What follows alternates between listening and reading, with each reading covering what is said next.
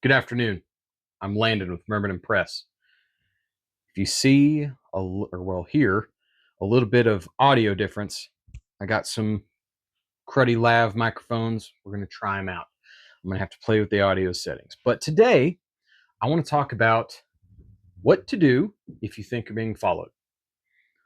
I know this is kind of getting into more like tradecraft, people with experience.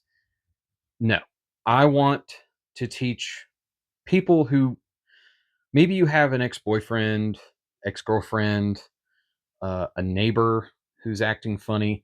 You have people in your life that you know you need to watch for, right? They might seem dangerous, they might seem unstable.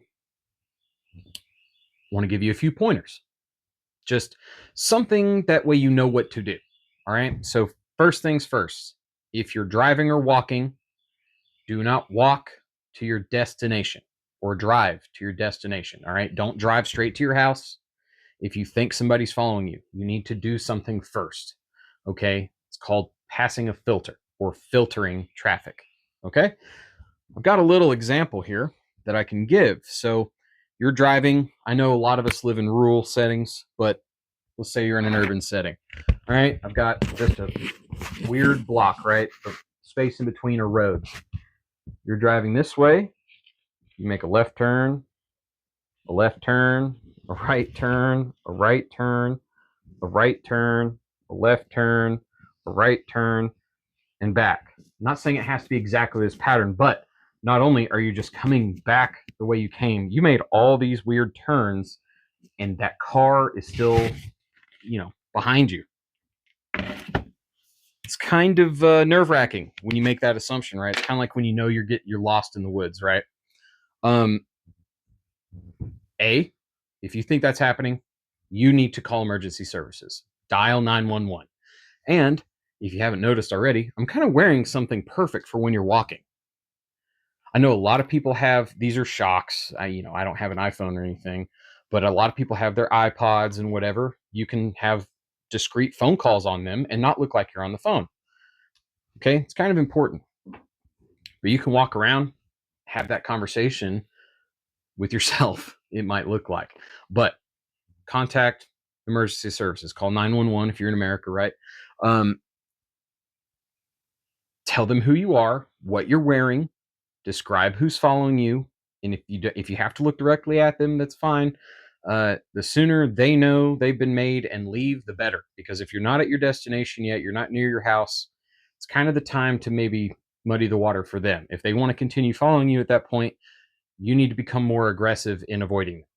Okay, but key things after you've established contact with emergency services, preferably the police. You need to know where you're at. All right.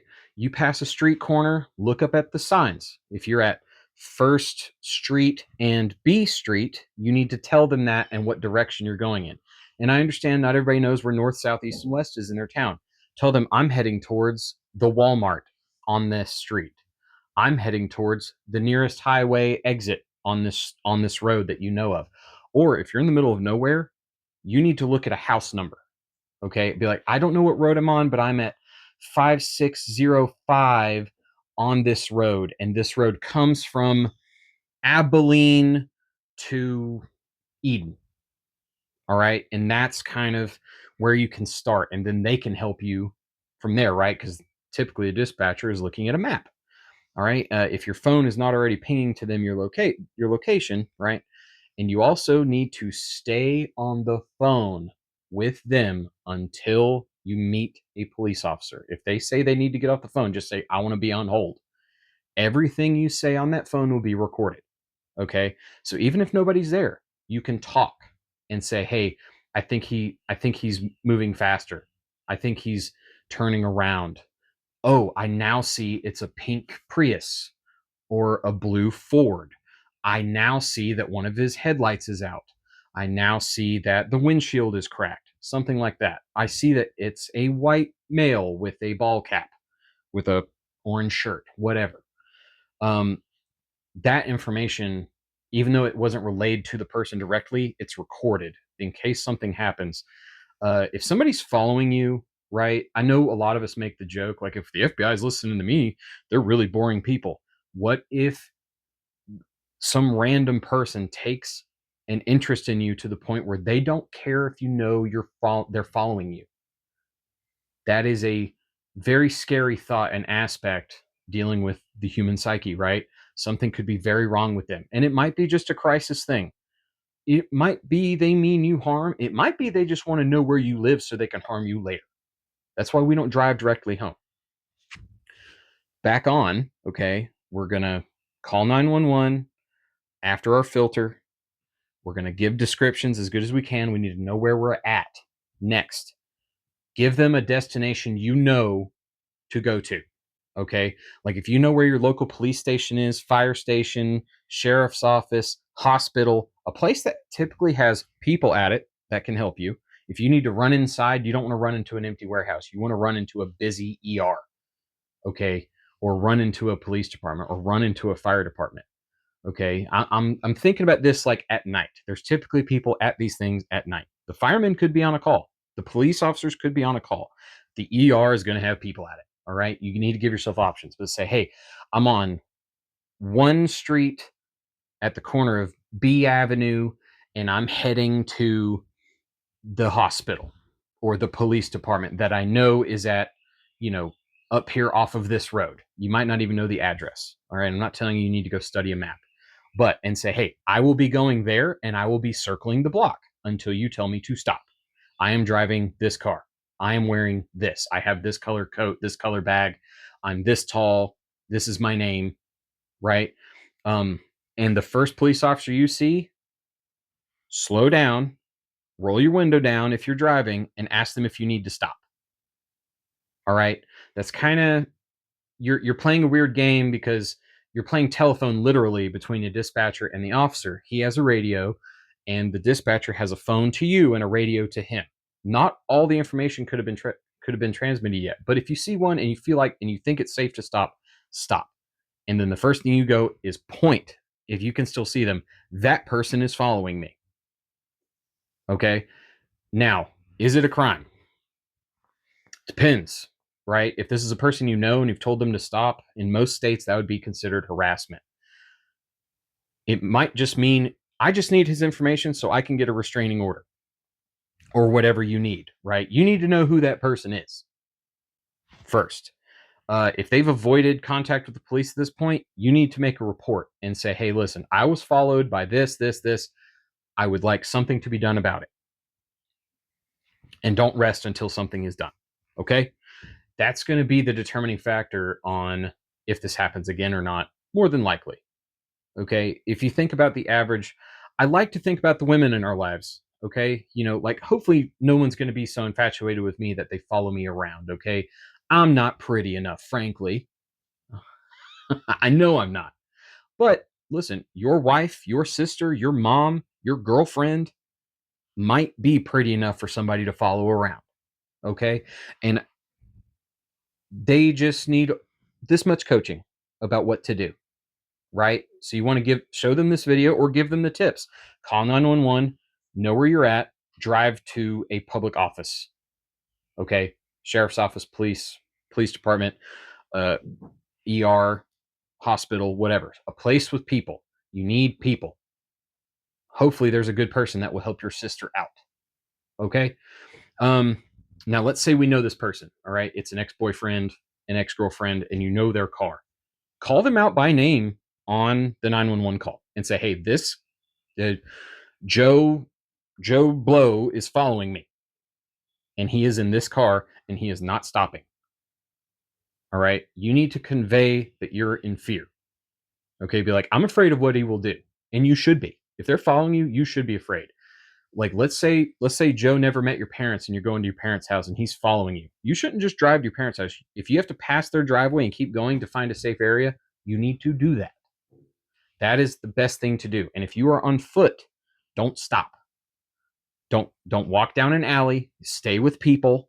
All right. And if you need to find a big yoked young man leaving a gym, you need to grab him and say, you can walk with me, please, sir. I am in danger. I'm on the phone with the police and I need you to help me. You need to try to speak when you're in fear. You need to communicate your needs to people around you. There are good people out there. The crows or some bird is disagreeing. Anyway,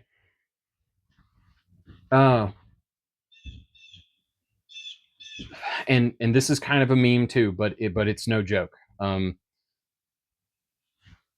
Goths, old people, and women. Okay, those are the three groups that are really going to help, especially a young lady out. I know the goth thing is really funny, but just I understand the plight and I understand backgrounds and I know what people go through. And typically, the outcasts in society, which today is a little different, but still, the outcasts of society are well more likely to help you. Normal, everyday office worker John is not going to want to get involved. I don't know you, ma'am. I don't know what's going on. Uh, They People also don't know how to help in a safe way either. Okay, you need to find somebody who's emotionally attached to reality. Emotionally, okay. Some people just drift through their day, and everybody else they see is just part of their world. That is not, in fact, reality. They're not emotionally attached to other people in reality. So find people. I mean, like what are the odds that these 40 people in this grocery store are all going to be on the guys following me side? Probably pretty low.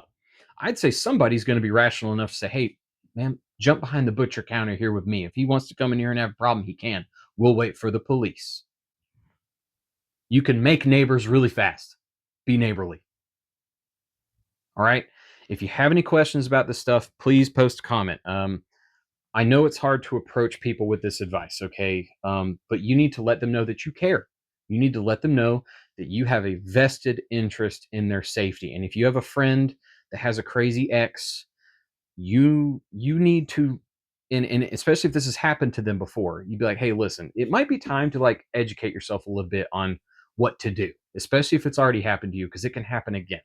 Obsession doesn't die in an afternoon. All right. But we can create enough hurdles to where that obsession can wane and exit your life forever, which is the goal. All right. I want you to be able to get to work and not have to worry about some random car pulling in the parking lot and you can't even concentrate on your work. That's more important to me than most like guys who conceal carry. Like this doesn't happen to people often in that capacity, and if they do, it's because they put themselves in that situation. Right, when you conceal carry, you kind of learn how to verbal judo your way out of things and try to avoid conflict. I think that's just a natural progression of what you do when you get into that space. But a lot of people aren't in that place in their life, and they're not in that space mentally to worry about that. But your ladies in your life, there are crazy people out here, and they know that. They just might not know what to do or who to ask. So ask me. Wonderful. All right. So I know that was kind of bleak and dark versus what I've been talking about lately, but I really want to get some of this message out. And I'm going to be putting out some more videos talking about this. And eventually I will put a live on YouTube with a kind of a synopsis of like self protection vigilance 101 kind of deal. All right. Um, Instagram's still hopping. I haven't went live in a week or so because I've been super busy. Hopefully the house will get done soon, and then my whole world is going to open up. So we're getting back into the swing, especially now that it's warming up. So new mics, maybe we'll get something useful. Half-ass ready. My pops, my dad, he is going to a prepper weekend soon, and he is going to have a bunch of content coming out about it. I'll put a link to his channel down in the description. I'll put a link to my Instagram, Myrmidon_press, in the description. And guys, I know I've been talking about the Patreon for a year. I have one post on there, and it's from when I created it. It is coming. It is coming. I also have a Telegram channel. Link will be in the description. Um, Telegram is just going to be where I put some things I think are cool and ask questions. Okay, so get in there and you might get a sneak preview of things that I want to put up. All right, it's just like Instagram. But anyway, thank you all for your time. Thank you for your support. I am still here. You know what's killing you. Kick its ass. Stay safe. Hug your families.